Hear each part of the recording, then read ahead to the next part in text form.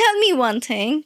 Do you get bored out of learning English sometimes because you're doing the same tasks every day?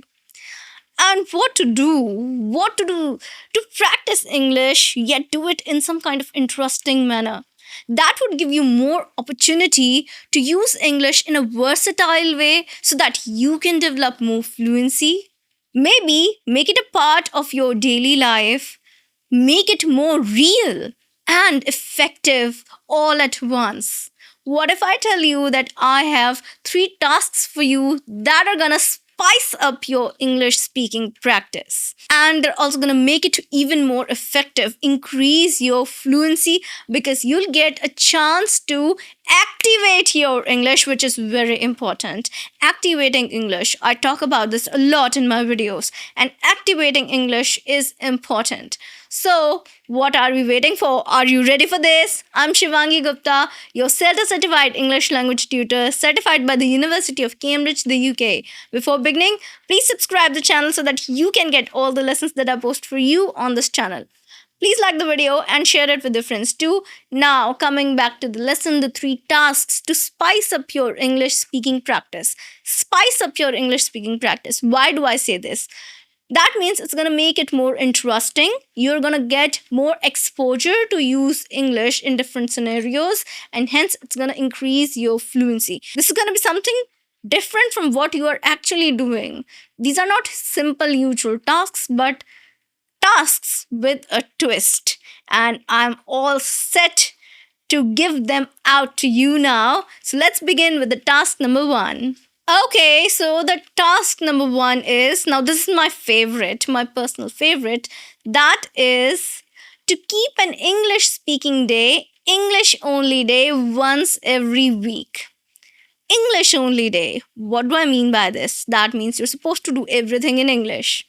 You're reading something that must be in English. You are watching something, you have to listen to it in English. You're speaking, you have to speak English all the time for 24 hours. Maybe it's a Friday, so for the whole Friday, you're gonna speak in English. Now, what if you're interacting with somebody and you really need to use a different language? If the situation is kind of non negotiable, that's okay. But other than that, you are not allowed to use your native language at all. Not allowed to use that. You are only allowed to use English language because we are developing fluency in English. What is happening?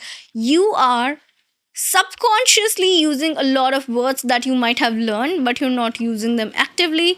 Now you're forcing your brain into a zone where you have to speak in English. You're gonna retrieve a lot of vocabulary related to your day-to-day task because you are supposed to only speak in English. You're supposed to only interact with English. That means whether you're reading a newspaper, a novel, any other book, you are watching something on television, educational, related to entertainment, whatever you want, you have to do it in English. English only day. Now you are doing something different. You're not just going through a grammar rule or you're taking up the grammar book. No, you are doing whatever you want in a day. It's all up to you. You can go out to a cafe, maybe, whatever you're doing. Maybe you have a very important meeting at your office. Whatever is the task, it's your daily routine, it's your normal day. Just switch to English language. That is what we are doing. We're switching the language, the mode of communication for the day to English. Strictly to English. So that you can practice. You can create as much output as you want. You can maximize your output so that whatever you've learned till now, it can come into usage. Maximizing output without extra efforts, without giving extra time, you are practicing a lot of English, and this is going to help you a lot in developing your fluency too. So one complete day dedicated to English, that's very important, and this is your task number one. Task number two is to create a playlist of maybe 3 to 5 songs. You have to do that because when you listen to a song, whatever you hear, it sticks with you. That is why listening to one or two songs while you're doing your day to day routine tasks right in the morning can give you a good prep to your mind. So you have to listen to a particular song every day for 1 week, for whole week. Now we are not taking variety of songs like this and that, whatever you want to listen. No, we are taking only 3 to 5 targeted songs, and you have to listen to the playlist. If you want to listen to just two songs, that's up to you. If you want to listen to the whole playlist, it's all up to you. So two songs at least, and you have to listen to the two songs repeatedly every day, in the morning, right in the morning, while you're maybe brushing your teeth, while you're going for a shower, or you are taking your breakfast, whatever you're doing, your day to day normal task that you do, the morning routine, everyone has that, right? So you have to utilize that morning routine. You do not have to give any extra time to it. No, you're doing it with your normal day to day tasks. You're just prepping your mind, and this is going to work and it's going to be amazing. So for 1 week, that means for 7 days repeatedly, you're listening to the same thing. And by the end of seventh day, okay, by the end of this week, you'll see that a lot of words, they are with you now. When you listen to the song, it's like you recognize a lot of phrases, words. It's not so difficult to listen to this, and this is going to help you understand, improve your English, improve your vocabulary, and also somehow you are preparing your brain for sounds. You're listening to sounds in English, which is very important, good models of sounds.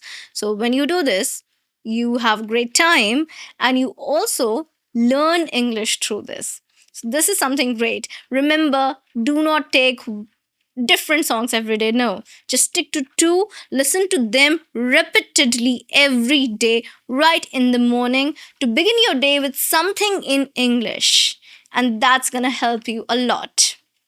Okay, now task number three is that you have to surround yourself with 10 reading materials. That means when you're doing this, what I'm telling you, in this particular time period, you must create a space where you're at least surrounded by 10 different reading materials, and you have to spend 15 minutes every day before going to bed. So, read before bed. That is your task number three. You have to read before bed, but there is a condition. The condition is that you must be surrounded by at least 10 reading materials, different reading materials. And I'm not asking you, bounding you to read particular book or novel, maybe fiction, non-fiction, whatever it is. If you've picked one book today, maybe it's a novel, it's fiction, you've read 5 pages, you can pick any other book the next day. That is the spice factor. So the thing is, the idea is to keep it interesting and to focus on vocabulary more.